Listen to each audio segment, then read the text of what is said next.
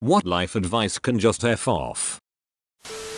Hey friend, please take 2 seconds to subscribe to my channel if you enjoy these videos. I post new videos every single day. Live like every day was your last. You all know what people do when they learn they have a single day left to live. I did that as a teenager and ended up homeless and addicted to heroin. Didn't pan out for me too well. 19 years sober though today. Cheaters never prosper. Yes, they effing do. A better term is, cheaters who were dumb enough to get caught never prosper. A bit too long though Do what you love and money will follow. I love walking my dogs and grilling food for my friends, but that shit doesn't pay the bills, as well as my engineering degree. Do what you love for a living, and within a month, you'll absolutely hate it.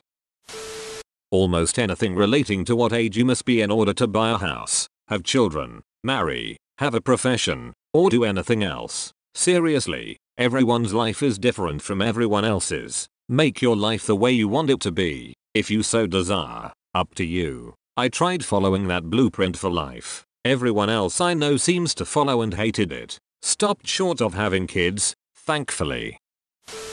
Stick it out. Whether that's shitty jobs, shitty relationships, shitty living situations. By all means, don't just give up on things when you face challenges. But if something feels wrong or is wrecking your peace, then take some control and change it if you can. 2 years of my life wasted at the worst job, with the worst pay in the most toxic environment. That was a horrible fit for my skill set. Told them I'd be stepping down in a couple months this week. Feels amazing. For some reason people in my life don't see it that way.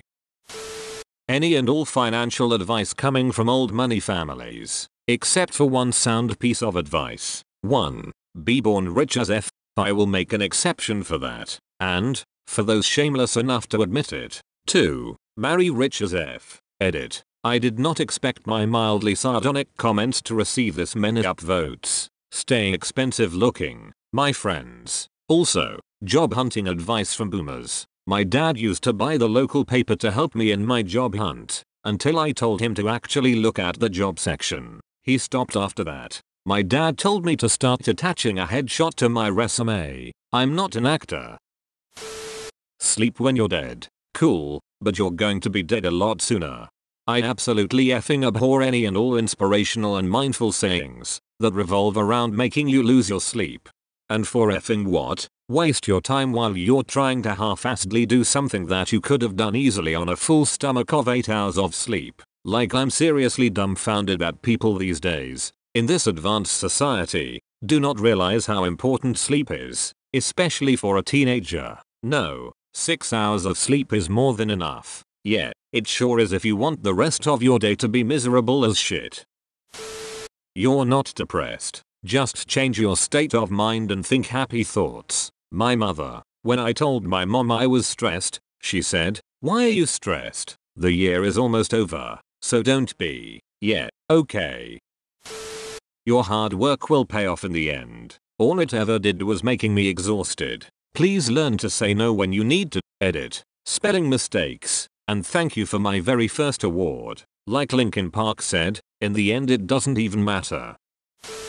They say you should find a career, save all your money, buy a house, build equity, say no to everything while you're young, have a family, then in your old age, the golden years, you retire, sell all your crap and enjoy those golden years. I think the golden years are when you have small kids. Don't say no to them. Don't miss their dance recitals. Be there. Forget the fancy career, fancy house and fancy car. Greedy corporations have been selling us this idea to steal from you your best years, and when you're old and ready to enjoy retirement, you die, or your partner dies. You're full of regret for having missed your kids grow up. Doesn't sound golden to me. Went last summer to Grand Teton on a boat with an older couple that is taking us to hiking trails. They tell me they've been planning on coming here for 40 years. We get dropped off, and they are only able to go 100 yards or so due to their health and fitness. End up going back to dock and waiting for boat. Waiting 40 years to not be able to do anything. Everything happens for a reason. Everything we can observe may have a cause. but that doesn't mean that it was anticipated and guided intentionally. The universe is under no obligation to be emotionally satisfying to anyone. Yeah, that's the literal interpretation, but that's not what people mean by it. I do personally choose to interpret it like that though. All is due to causality, and it's indifferent and arbitrary. There is only one constant, one universal. It is the only real truth. Causality, action, reaction, cause and effect. The Merovingian, The Matrix Reloaded. This statement is so full of shit, I almost downvoted you, just from the annoyance of reading it. Just ignore bullies, or get someone else to handle it for you. I have never seen this work, only makes it worse. The only effective way I've seen to deal with them is by not making yourself an easy target and make them scared to F with you again. If going psycho on their ass is the only thing they'll respond to, that's their fault. Also want to add in, schools, they will punish you for self-defense, which is effed, but that punishment is only sitting around a few hours in detention, or sitting around at home with a suspension. The punishment is temporary boredom. It's absolutely nothing compared to being bullied, and when it's over, the important message will still stand, that you will not tolerate being a victim. Confronting the bullies, whether with words or fists, really changed my whole persona. From the class's wimp to the quiet kid, there's two great lessons in there. You have to confront problems. Ignoring them only makes things worse. When providing feedback, use language, including body language, that your audience will understand.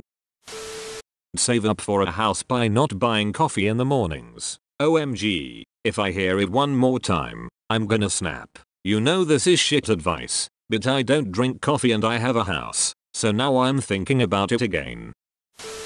Money can't buy happiness. I mean, I don't need 37 cars and a yacht down in Boca Raton, but geez, just being able to pay my rent and get groceries would be lovely. I know money ain't buy happiness, but I'd rather do my crying in a Corvette. Royce de 5'9". You have to go to college. Wish I had thought more about trades when I was young. Being a landscaper or a carpenter looks awesome, to be fair, and I don't know if this is you, but your comment leads me to believe millennials got kinda effed with 18 years of schools, teachers, and parents, telling us that if we didn't go to school we'd be losers working at McDonald's. We sort of got set up. When people say you should save now to enjoy retirement later, average life expectancy is 72. People retiring at 65 will have worked their whole lives to enjoy 7 years, where they'll be the least mobile, fit, and comfortable, and that's assuming they even make it to then. My uncle saved hundreds of thousands of dollars in his life through hard work and smart investments. He spent almost nothing, since he was saving for retirement. He then got lymphoma, and died a few months after retiring in his early 60s. Don't do this. Spend your money. Have a great time while you're here. You only have one life. Be happy now.